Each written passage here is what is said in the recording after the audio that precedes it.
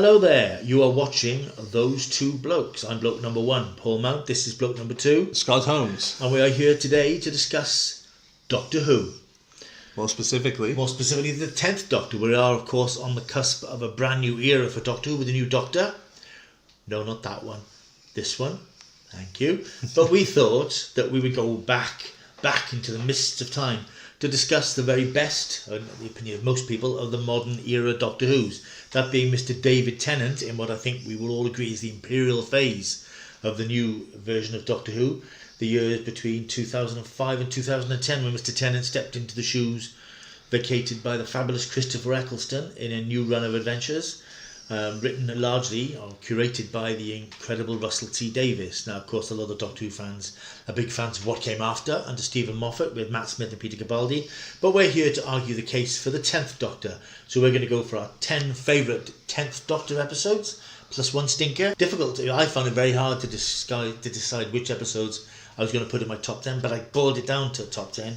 But if I did it tomorrow, it would be probably a different number, different titles in it. But that's the way it goes. So should we kick off with our number 10? Number 10. Right, number 10 in my top 10 10th Doctor episodes is Tooth and Claw. This was the second episode in David Tennant's first season.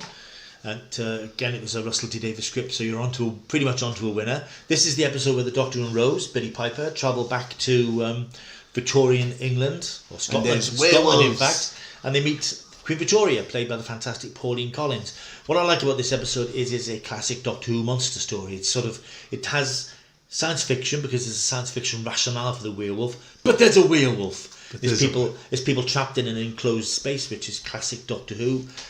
In the house up in Scotland. And there's a true sense of danger. There's some quite nasty sort of horror and there's a werewolf. Visuals. And there's a werewolf. What's not to like? And I like it for the great performances. There's a fantastic bit at the end where Queen Victoria ticks off the Doctor and Rose for their attitude, because at this point the Doctor and Rose are becoming a little bit cocky, a little bit too familiar. Yeah.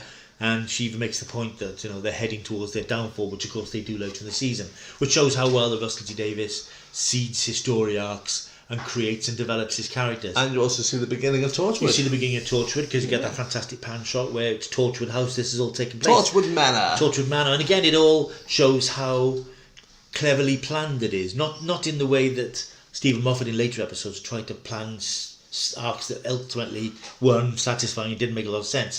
But he threaded things in through his seasons that made sense at the end of the season, and they were inclusive story arcs, inclusive characters that made people watch in their millions. So that's why I put Tooth and Claw at my number 10. What do you think of that one, Scott? Well, I enjoyed it. Yeah, good horror aspect to it, with the werewolf, because there's a werewolf. And it does show Russell T Davies' initial ideas for setting things up in the original prospect. Like a lot of those early Doctor Who stories in the new era, it just bursts with enthusiasm and excitement. It's like, we're Doctor Who, we're back, and look what we're doing. And that's what I love about these episodes. They're just crackling with vitality, and that's why I love this particular era. Your number 10, Scott. My number 10 actually features Peter Capaldi. It does. But before he was even a Doctor. And it indeed is Karen Gillan. The Fires of Pompeii. That's true. Yeah. She was one of the witches. You should say it. The Fires of Pompeii, the reason why I like this one is because it has a classic vibe, like back in William Hartnell's days when they used to venture off to different time periods rather than the space adventuring. And this one, although it does have a lot more sci-fi than what the William Hartnell time traveling used to have, it just felt like a piece of history, and the Doctor was impacting it. And also the difficulty between the Doctor and Donna's kind of relationship that gets hit because she doesn't think that they should allow the volcano to erupt, whereas the Doctor naturally knows it's a fixed point in time. Yeah. So that's why that's my number 10. And of course the Doctor knows what happens in Pompeii, and he knows he can't save everybody. Exactly. And that lovely scene where Donna begs him to save somebody. She's got tears in her eyes. She says, save somebody. It's a great episode. It's what they call a pseudo-historical, because when Doctor Who started, as you say, you have William Hartnell stories with the Aztecs and the Romans, but they were purely historical. They didn't have any science fiction element. But as the series wore on, the science fiction stories became more popular. So they put science fiction into the historicals. Yeah. And this is, I think, it's not one of my favourite episodes, but it's colourful, it's exciting, there's a lot going on, it's very funny, very witty. And it does go harken back to that time when you have a classic historical setting with monsters, and that's what Doctor Who does and it's a good example of it. And that's, of course, from season 4. Number 9? Number 9. My number 9 is the episode 42. And this is where the Doctor gets stuck on a ship, and he has 42 minutes to stop the ship from crash landing and basically destroying itself. Yeah, it's about the sentient sun, isn't it? The sun is a living sun. This is from season 3, of course. It features. It's set in an actual 42-minute time frame, so everything happens. I like the look of it. I like the spaceship. It's got that sort of greasy, sort of futuristic look that they went for. And you even go even more sci-fi, and you have these the boiler suit type looking characters. Basically, it was an infection, wasn't it? And the guys by this high temperatures. This sun, this, like I say, a sentient sun. Yeah. Nice story, nice performances. A nice story, of course, was written by Chris Chibnall, who's the new showrunner. The upcoming Doctor Who. Let's see what we get with that, you know. My number 9 is Blink from season 3. This is Stephen Moffat's award-winning and introduction to the Weeping Angels from season 3. This was what they call a double bank episode. This was filmed at the same time as another episode, which is about the Doctor and Martha aren't in it very much. It is a great story. I think the Weeping Angels are or were a fantastic idea, and this is a really good story. Yeah. It would have been higher up in my charts because I know it's a very highly regarded story, but the trouble is I can't separate myself from the fact that the Weeping Angels came back. And they were overused. And they came back. They were overused, and their powers and what they did kept changing. So it just, for me, retrospectively, it dilutes Blink. But in itself, a great episode. Of course, it featured a guest appearance by... Don't blink. But it featured a guest appearance by Carrie Mulligan, who, of course, has now gone on to Hollywood fame. Blink, it's a worthy one. Yeah. At number 9 for me. And number 8. My number 8 in the top 10 of the 10th Doctors is the 2-part story from season 3, Human Nature and Family of Blood, written by Paul Cornell and based on his book, which came out a few years earlier. This is the one you'll recall in which the Doctor and Martha are being chased by hostile aliens across space and time, and the only way they can escape is for the Doctor to abandon his Time Lord persona and effectively become human. This he does by pitching up at a country school in 1914, where he becomes a teacher. His Time Lord persona is taken from him by part of the TARDIS called the Chameleon Arch and stored in a fob watch, which is integral to the story later on. It's a fantastic story. It's so beautifully written, beautifully performed. You get a guest performance from the brilliant Jessica Hines as I feel like it might have been the beautiful. school nurse. Yeah, it was beautiful. She plays Joan Redfern, who's the nurse at the school, and the Doctor becomes John Smith, which of course traditionally has been the name he uses when he doesn't want to divulge his identity. And they have this sweet romance which develops between them, but in the background you've got these aliens who've actually discovered the Doctor is there for various reasons, and they're hunting him down. And the Doctor, of course, doesn't know he's the Doctor. Brilliant story, brilliant performance. You've got the scary living scarecrows, and there's some moralistic stuff about war as well, and the futility of war, and these poor kids in the 1914s who were pitched into war at 17 and 18 and were ruthlessly gunned down. It's a fantastic story, and it pitches up at number 8 in my chart. Number 8. What do you think of it, Scott? I enjoy it. Yeah, Martha is very good in that. You know, she's kind of in a bit of a sticky situation because she is fully aware of who they are, and of course she sees the Doctor falling in love, and she's frustrated because he doesn't fall in love with her. Exactly. She wants that kind of relationship. But very good episode. Well placed. In my number 8 is Army of Ghosts and Doomsday. Oh, interesting choice. Yeah. Tell us about those episodes. So basically, in these episodes, this is where the Cybermen make their appearance against the Daleks, and that's always a fun-filled adventure to watch and view. Of course, it's the end of season 2, and it brings to close the Doctor and Rose relationship at this stage, and it's been building very towards dramatic moment at the end. It's building towards this fall. It sort of introduces Torchwood properly into the Doctor Who universe, and it's just an action-packed finale. We may talk about this one a little bit more later on. Ooh. Yeah, that's the number 8. What about number 7? Number 7?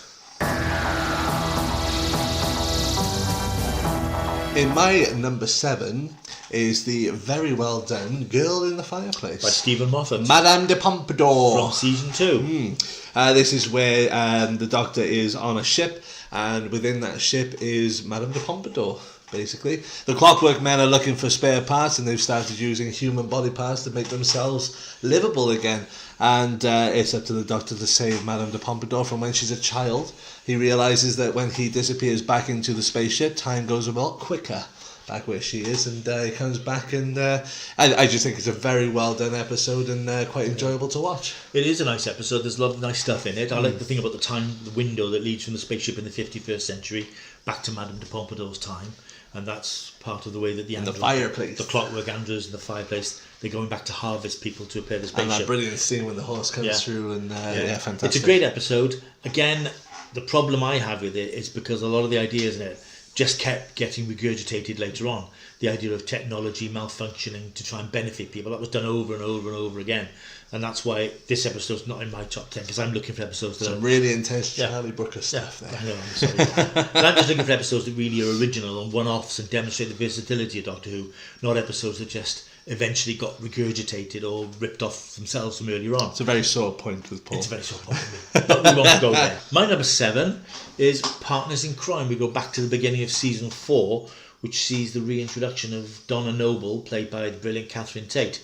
I like this episode because this shows the real versatility of the format of modern Doctor Who, because it's a comedy and it's a science fiction drama.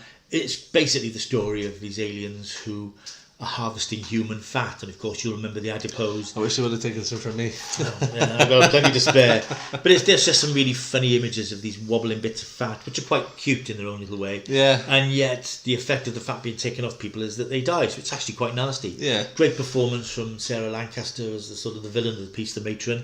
And it's just a fun episode because it really establishes that. There's that very popular scene with them in the windows, isn't it? And they point at each other and say, "It's you!" It's great because it's almost like a pantomime at the beginning. The Doctor and Donna keep missing each other. Yeah. She's looking for him. He doesn't know that she's there. And they keep popping up, missing each other. It's brilliantly timed, brilliantly judged. And it sets up that brilliant comic relationship between David Tennant and Catherine Tate. Which continues to this day. They're still doing Doctor Who for audios now, and they still do other productions. So they've got that working relationship. And you see it right there in this episode. Yeah. Number 6. Number 6. Number 6 in my Who's Who of the 10th Doctor is Midnight from season 4, a really clever, classy horror story with a sort of psychological twist, and it's an episode which doesn't have a lot of Catherine Tate in as Donna, and in fact what they did in that season, one episode featured Donna quite heavily, which we'll come to shortly, one episode featured the Doctor quite heavily, and this is a quite simple story where they're on a leisure planet having a bit of a holiday. The Doctor goes on a coach trip, on this futuristic coach across this crystal planet, but the coach breaks down, and it's basically the story of what happens. The Doctor and the passengers on board this ship are being stalked by something very, very alien from the outside. Very creepy story. Brilliant performances again from David Tennant, Leslie Sharp as a guest character. Yeah. This is brilliant scene, and it must have been a swine to direct, where she is speaking his words before he says them. Then at the same time, and then before he says them, because it's what this alien thing does. It's a brilliant piece of drama, all basically on one set. Strong acting, brilliantly done, very, very tense. Just a very clever original idea, which is what I was looking for in my top 10s. What about your number 6, Scott? My number 6 is a 3-parter with the great John Sims playing the Masters, Utopia, Sounds of the Drums, and Last of the Time Lords. I think it's a fantastic 3-parter piece, which you didn't get very much of, a great deal. There was always the 2-parters, the 1-part stories, which is quite nice that then you had these special, especially with the Master coming in because he's one of the Doctor's greatest villains. And I think there's an argument that Utopia isn't part of it, but it's clearly the first part of it. It sets up the whole finale. It's clearly the piece that begins it. I think Utopia is a fairly sort of forgettable story in a way, because it's just set at the planet at the end of the universe. But the last few minutes where you see the Master again, first of all played by Derek Jacobi, and the fantastic scene where he regenerates into John Sims. He realises with the Fog Watch, which comes from the episode that you mentioned earlier. Again, this is how brilliantly these episodes were threaded together, because they picked up on different threads and different storylines, and the show had the confidence to do it, because it had 10 million people watching. And John Sims was just fantastic. John Sims knocked it out of the park. A lot of people criticise his performance of the Master and say he was too over the top. But my take on that is that David Tennant's Doctor could be a bit over the top. Yeah. This is like what David Tennant would be like if he was evil. Exactly. He's playing the two manic very much complemented each other as they play through. So which is why it worked so well when they were together. It certainly, I thought, deserved to be in my top 10. Yeah. What about your number 5? Number 5?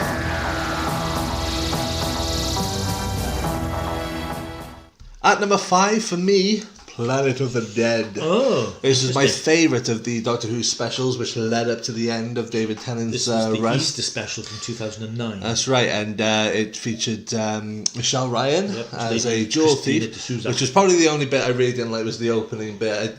It was too kind of.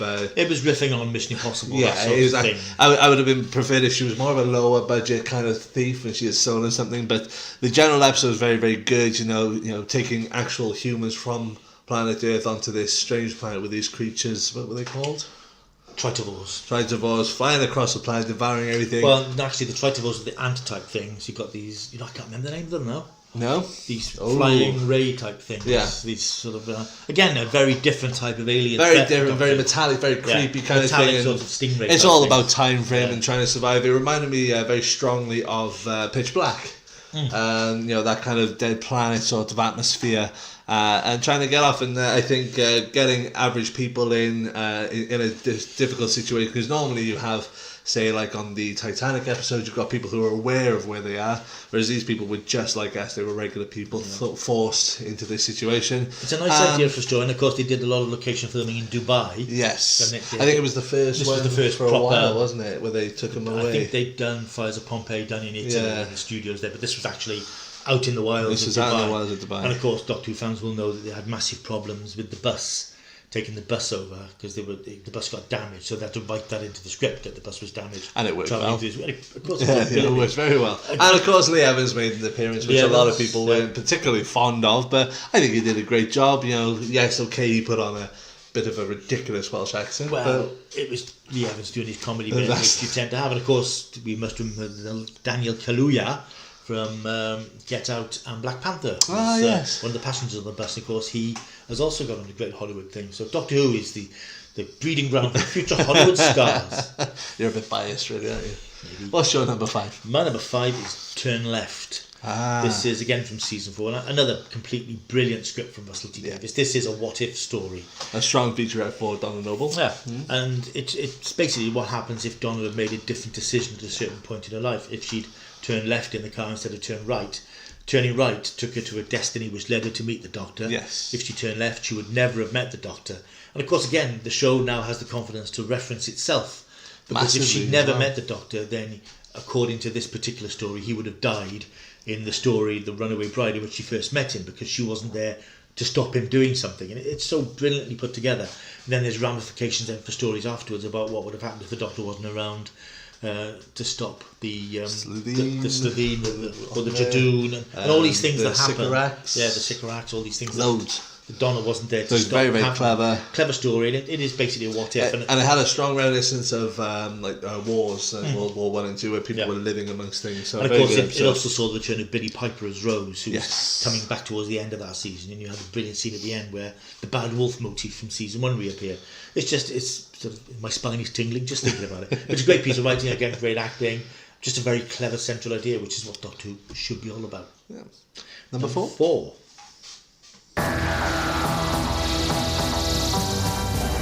Number 4 in the who's who of David Tennant's Doctor Who is the Christmas Invasion. It's David Tennant's very first episode. There have been Christmas episodes ever since 2005. I still think this is the best one. Some of them are a bit sort of diabolical, especially more recent years. But we won't go there again. But I love this episode, not just because it's David Tennant's first, but because it shows that after the huge success of the Christopher Eccleston year, the audience was still there, still invested, and was interested in the new Doctor. Because the first 40 minutes of the story really is about Rose and how she copes with her having lost her friend. Very similar to the very first episode of Christopher Eccleston's story. It effectively reboots the series, and it's got the confidence now to leave the new Doctor into the background. It's got this threat of the Sycorax, these sort of fantastic creatures. Brilliant creatures. And the best scene in that was when they're listening to the Sycorax talk and suddenly they speak in English and the camera pans between them. Brilliant. You've got the Doctor there who comes out with the TARDIS. Did you miss me? It's just a brilliant story. It's exciting, it's action packed, and it just establishes. And he realises exactly who he is as well. He's one chance Doctor. We know he's the Doctor then. Everybody else does as well. And it just establishes him straight away. It's a great story, and deserves its place number 4 in my list. 4? Number 4 for me is The Runaway Bride. The following year's Christmas special. Yeah. Thing is, the bottom line is this introduces Donna Noble, and her character played by Catherine Tate has given us some fantastic episodes, some fantastic chemistry, and some fantastic fun. Yeah. Beyond the general Doctor Who, such as the musicals done with David Tennant, Catherine Tate, and Captain Jack, John Barrowman. Mr. Barrowman to you. Mr. Barrowman, sorry. Don't mind. But yeah, The Runaway Bride, very good start. Straight after the Titanic hit, she just appears in his TARDIS. No, it's not the Titanic. No, let's get this right. Let's be accurate here. Well, this is when Rose has just left him. Remember, Rose is gone. Yes. He's in the TARDIS in tears. And all of a sudden, she's there. She just appears. I thought that was after the Titanic. No, that's at the end of after Martha's gone. Oh, that's after Peter Davison turned up, isn't it? For that brief. Yeah, that's right. That's special. slotted in. Yeah. My mistake. You can't get the fans. Well, you're the Doctor Who fan. He's the guy that knows everything. Thinks he knows everything. No, he pretty much does. No, so Runaway Bride. Yeah, it's a good fun episode. It's a good romp. I like the fact that Donna. She starts off mouthy and really annoying. She's a typical Catherine Tate character, really. But by the end of the episode, she's learnt a bit. She's learnt the Doctor, and he invites her to join him, but she doesn't want to because it's too dangerous. When she came back a year later, a lot of the fans were like, "Oh, we can't stand her," because they were just thinking of Donna at the beginning, but they hadn't really appreciated the fact that she changed. She's grown. She's grown from her experience. That was the Donna that we had, the Doctor who regretted not travelling with the Doctor. The Donna was a bit more thoughtful and wanted to experience the universe, not the shouty, mouthy Doctor. Yeah. And of course, that was the ultimate tragedy of Donna, that when she left the series, she effectively had never met the Doctor. She was back to the way she was. It's kind of like a big kick in the teeth for that character. Again, it's just a brilliant piece of writing. Yeah. And this episode introduced her, and that's why it belongs. And it's got the fantastic scene with the TARDIS chase down the motorway, which is just brilliant. TARDIS bouncing down the motorway. But brilliant. Who hasn't looked out the back window of their car and wants to see the TARDIS bouncing down the motorway? I know I have. I do the same with the Tyrannosaurus Rex. Exactly. Number 3. Number 3.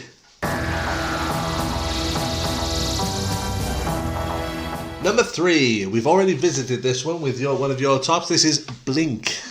So don't blink, because they'll get you. The Weeping Angels. The Weeping Angels. Now the reason it's out there is because the Weeping Angels, although they have been dreadfully overplayed, as we've already said, they're a fantastic monster, especially at the very beginning, with the situation being so dire. And also one of the best moments in the Doctor Who experience that we went to was when you were walking through the chamber, the lights are flashing, and there's Weeping Angel statues surrounding everything. Absolutely fantastic episode, really well written, which begs the question why it got a bit rubbish as the series went on. Let's not go through that. But Blink, fantastic episode, as you said, and I like the fact that it wasn't primarily about the Doctor. Yeah. It just goes to show that Doctor Who can work even when the Doctor is like a secondary character. Well, of course, if I remember, the Doctor was trapped in 1969. He had all this stuff about Easter eggs on DVDs he was planting through the years, which is a typical Stephen Moffat thing, which again, he did over and over again. Later on when he took control of the series, which is why Blink falls down in my ratings a bit, because you just think, all those ideas cropped up time and time again later on.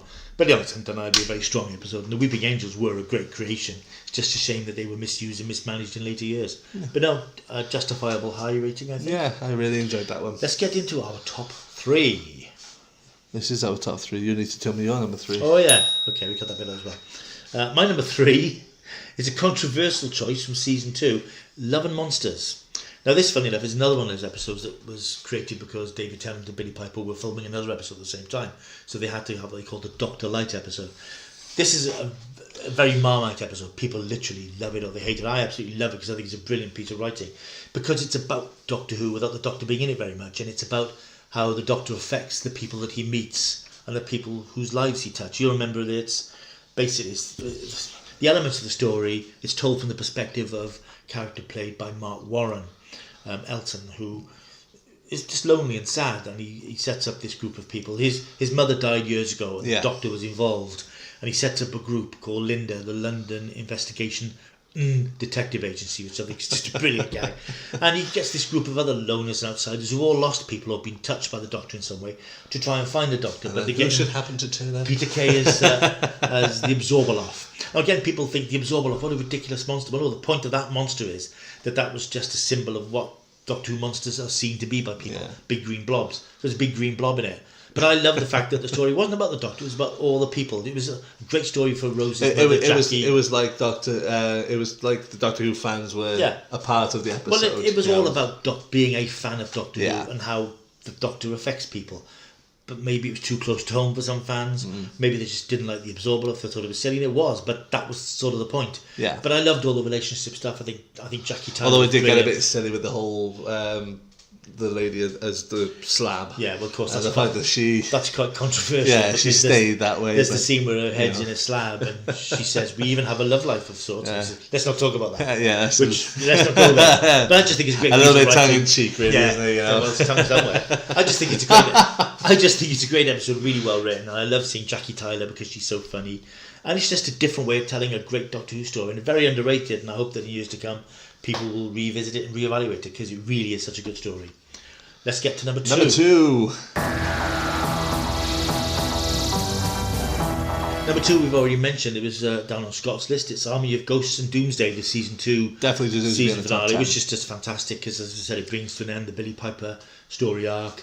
It is a genuine spectacle. I think the issue I have with some of Russell T Davies' season finales is they often built up to a big first part, but didn't quite deliver in the second. But this is one that does. It kicks off with Rose explaining, "This is the day I died," which brings you in straight away. Straight And away. it's just beautiful piece of Well, television. in Doctor Who, action-packed. naturally, you're expecting it to be some kind Yeah. of gimmick. You Yeah. know, she Yeah. died, but not really died. She did die, you but know? she died on our Earth, but Yeah. she lives in a parallel. Yeah. Great action scenes, great bits with the Daleks and the Cybermen bantering with each other.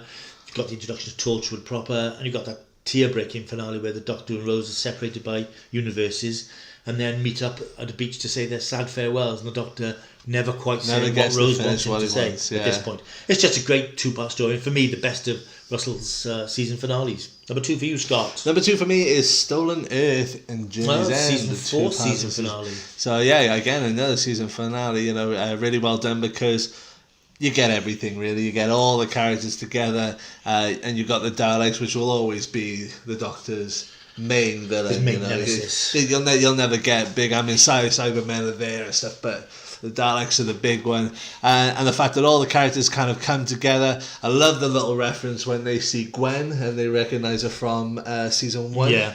And they Did say, you have a "Oh, relative did you have a in relative in Victorian Victorian London?" London and stuff?" It's just a throwaway line, but it adds a nice little bit of colour Yeah, to exactly. the story and the If, characters. if you follow it, you recognise it. Just seeing all the characters kind of come together from Torchwood, Sarah Jane. You catch up with Mickey and Martha, who you realise are in a relationship together. Such a great little episode.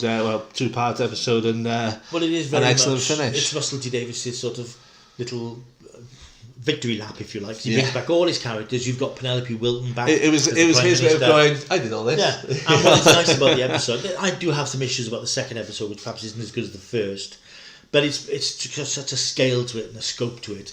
And at the end, he's got all his companions around the TARDIS, piloting the TARDIS. Yeah. And silly as it is, the idea of piloting the Earth back, dragging the Earth back into place, because it would, the world would have ended. But why not? It's fantasy, and it's joyous, and it's uplifting, and Why not? it's just thrilling to see the Doctor and all his recent companions all together in one room. It's just brilliant stuff. Doing that one And thing, yeah. justifiably for Russell T Davies' last series episode, it was the top-rated programme in Britain that week, because everybody was talking about it. You may remember, it had that fake regeneration at the previous episode. The thing is, it was even better than the 50th anniversary, you know. Yeah, way better. And that had the essence of like the 50th anniversary. Yeah. It was just such an ultimate It one. was a celebration of 5 years of Doctor Who, or 4 years of Doctor Who, really. Yeah. Number 1. Number 1!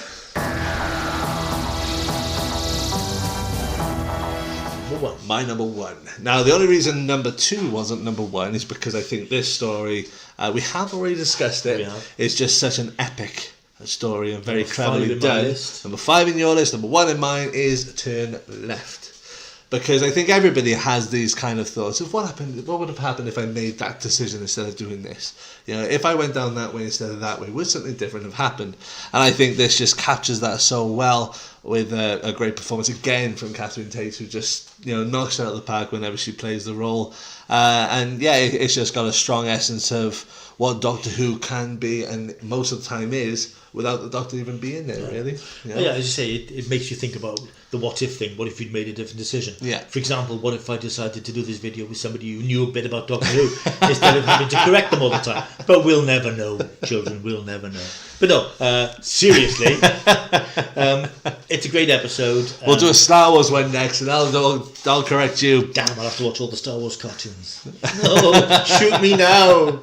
My number one is an unusual choice, Gridlock from season 3. This, you'll remember, is the story where the Doctor takes Martha to New Earth, where he'd taken Rose previously, and that set up a bit of friction between Martha and the Doctor anyway. Cassandra? Is that her name? That was Cassandra, who's in New Earth. She wasn't in this one.